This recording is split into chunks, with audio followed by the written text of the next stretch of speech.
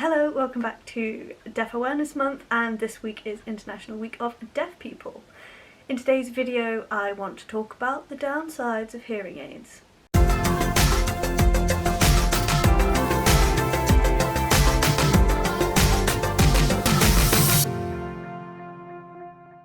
If you followed me this year, you will know the complete palaver I have been through with my hearing aids and my hearing aid journey and the chaos that it's been, and I've been very honest and I've talked about how much of a lifesaver my hearing aids have been and how I would be absolutely nowhere without them because I would be very lost and very deaf.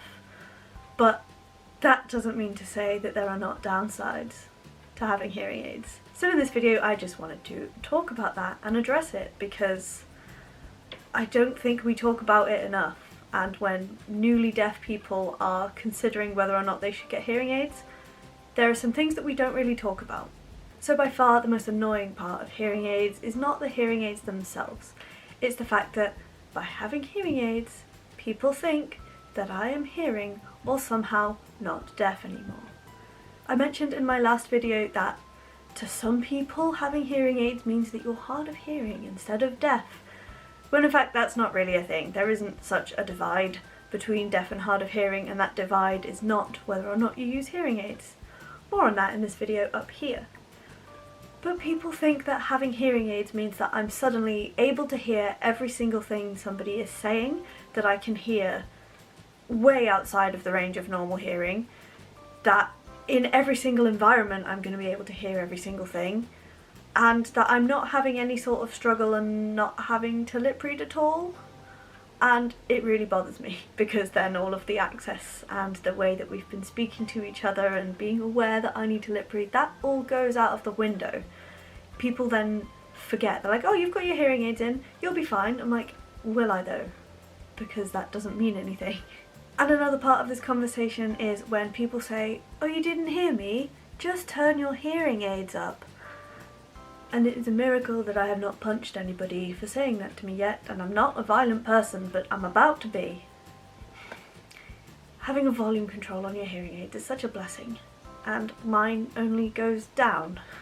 So I don't have as much control over the volume as you think I might have, and for most deaf people who use hearing aids that is exactly the same situation.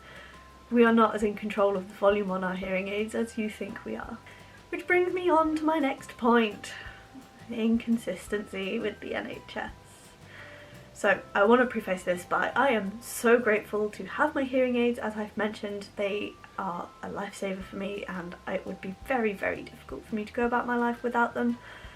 But that doesn't mean there aren't problems, and I'm also very, very privileged to be living in the UK, and I'm under NHS treatment and NHS audiology, and that is a complete privilege, and I'm not taking that for granted. However, NHS treatment, especially now, is so super inconsistent. It is not really that helpful all of the time. So with my hearing aids before, we've had them turning down the volume, even though I didn't ask and it wasn't really indicated. They just were not comfortable with me having my volume at a certain level. They have changed the brand. They have refused to change the brand back. They have then given me temporary hearing aids which have turned into permanent hearing aids. They have again set the volume on that really low. They have changed programs without me really asking for it. They have sunk so much money into tests that I don't really think are necessary just for the sake of a few decibels. I get just appointments out of the blue where I haven't asked for them and they're not necessary, and then when I go in they'll be like, oh yeah, we're just going to take these hearing aids and oh look at the volume, we're just going to turn that down. I'm like, leave me alone, let me live my life. So I got a letter from audiology the other day saying, hello, we need you to come in for a specialist hearing clinic to alter your hearing aids. I'm like, leave me alone. No, you don't. I've been living with these hearing aids now for long enough to know that they are absolutely perfect. Please do not touch them, do not fiddle with them, do not turn the volume down. Don't do anything. Just leave them in my ears. Leave them alone. But NHS guidance keeps changing, so they keep changing my settings for me, and then it's a nightmare to get them changed to something that actually works. And especially if you're under the NHS, you don't really get that much of a say in it, so I can't just be like, no, because it's not how the NHS works. And even having audiology appointments, it is impossible, at least in my clinic, to see the same person twice. I would really like a consistent audiologist so I can not have to keep explaining the fact that, yeah, I'm deafblind, yep, I'm visually impaired, yep, my hearing aids are this way to compensate for the sight that I don't have, or the vision that is corrupted, let's say. More on my visual impairment up here. Every single time it's a new person, and then I have to convince them that my hearing aids are set up correctly, because I do have more things going on than just hearing loss and now audio processing disorder. And it's stressful, so dealing with audiology is a big downside of hearing aids, because your hearing isn't yours. Another downside of hearing aids, if you're not under the NHS, is they are expensive. They are in the thousands of pounds. So while I'm all for treating hearing aids like glasses, I wish the pricing would follow suit. Some people don't have a choice, especially if you are in a different country like America. Another downside of having hearing aids is the fact that one of my senses is now battery powered, and I'm pretty good at remembering to bring batteries everywhere, but I'm not perfect. Nobody is. For the longest time, one of my biggest flexes was the fact that I always had batteries and I'd never had it run out on me when I didn't have a battery. Well, that changed. Don't get cocky with that one. So the fact that one of my sensors is battery powered is massively inconvenient and just not helpful. I could be in a really important life or death situation and my hearing aids would just be like, no. Luckily I get a warning, it gives me like a warning tone, but that itself is so anxiety inducing. At least without hearing aids, so if I've taken a day and not worn them, my hearing is consistent throughout the day. I'm not going to have any surprises or panic attacks because a battery has stopped working. So the whole battery situation can be very, very stressful, and if you're prone to anxiety or forgetfulness, that can be a downside. And likewise, rain. Rain will ruin a hearing aid so quick, and then you have to deal with, in my case, NHS audiology once again to get them replaced or fixed, and I know, I'm doing absolutely everything in my power to never have to deal with audiology unnecessarily, and if that means being afraid of rain, then I guess that means being afraid of rain.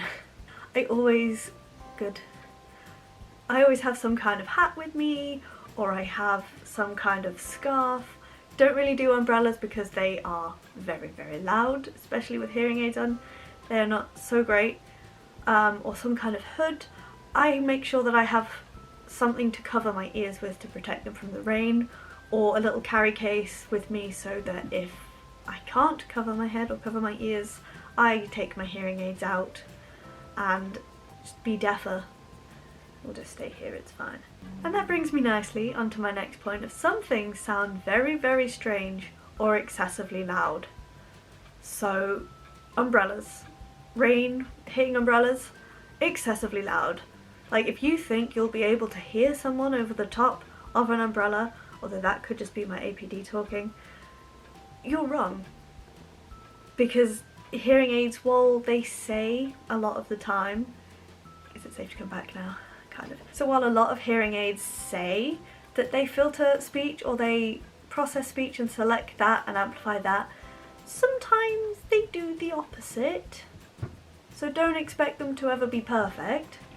So a lot of the time, they will recognise the rain hitting that umbrella and they'll say, "Ooh, that's words," while filtering out the actual words of the person I'm walking with. So that's not ideal. And then my brain does the same thing, so I can't blame that all on the hearing aids, but for the most part, yeah, that's not. They've tag teamed in not a very helpful way. Next up is they scream. All of the online advice, it said if your hearing aids scream, that probably means they don't fit. But what's actually happening is you're probably just being hugged, or you've moved your ear weird, or something is covering the microphones, or you have skeleton molds, or someone's hugged you and there's like a pocket of air. Like, can you hear, where's the microphone on this thing? I don't know. Can you hear this? All I have to do is cover my ears and they're screaming. So if I want to hug somebody, or if I want to lie down in bed, if I want to just lean on my arm, that's going to cause screaming. And it's not because my hearing aids don't fit, it's just because ear canals move. They are flexible, they are a moving thing. So when I had my ear molds done, I had to take my mask off so it didn't distort the shape of my ear. Ears move. That's okay. Your jaw will have an effect on that too. It's okay. Screaming doesn't mean a bad thing, but sometimes it really ruins moments, if you know what I mean. They can also be painful and uncomfortable sometimes, so the amount of times I've fallen asleep with them in and then woken up and I'm like, ow. It's a thing, because the molds are hard plastic. They are going to cause pain sometimes. My old, my microtubes, they used to hurt me all the time. These are way better. But they used to hurt all the time because they would go far too far in my ear and it would really hurt. So they can be painful. If you find you have sensitivity to sound sometimes, that can be painful. If your settings aren't right, that can be painful. If you have migraines triggered by anything, they can cause pain. Wearing a mask, that can cause pain. Another downside of hearing aids is the stigma. Some people are so strange when they realise that you have hearing aids. I was talking to someone and it just didn't come up because it's just hearing aids, it's fine. And then I met up with her and she noticed the hearing aids and then she was like, I'm just not into the whole hearing aid thing. So yeah, there's still a stigma about hearing aids. Most people will say, oh, stop talking about it, it's not a thing. It's still a thing. But on the opposite side of that, we have the devotees who really, really enjoy hearing aids. I've had far too many people in my DMs on Instagram telling me how much they enjoy my hearing aids, and a few telling me exactly what they would want to do to my hearing aids, including, I would like to take your hearing aids out for you and then your deaf little ears. So that's nice. I suppose that's more of a downside of being active and vocal on social media about it, but it has happened in real life at least once. So I guess that's a downside, but again, not really to do with the hearing aids themselves. So that's my list of downsides of hearing aids. I did not make this video in any way to put people off getting hearing aids, especially if they are a free option for you to try. Always give them a go if you can, but I think it helps to be aware of all of the downsides. And I also made this video so that hearing people know that when they tell me to just put my hearing aids in, why that's a problem. So on that cheery note, don't forget to like this video. Happy Deaf Awareness Month and International Week of Deaf People. Drop a comment down below if you have any comments or questions. Subscribe to my channel if you haven't already and ring that notification bell so you get notified every single time I post a new video. Videos go up every Saturday at 6 PM UK time with at least one bonus video every single month. See you.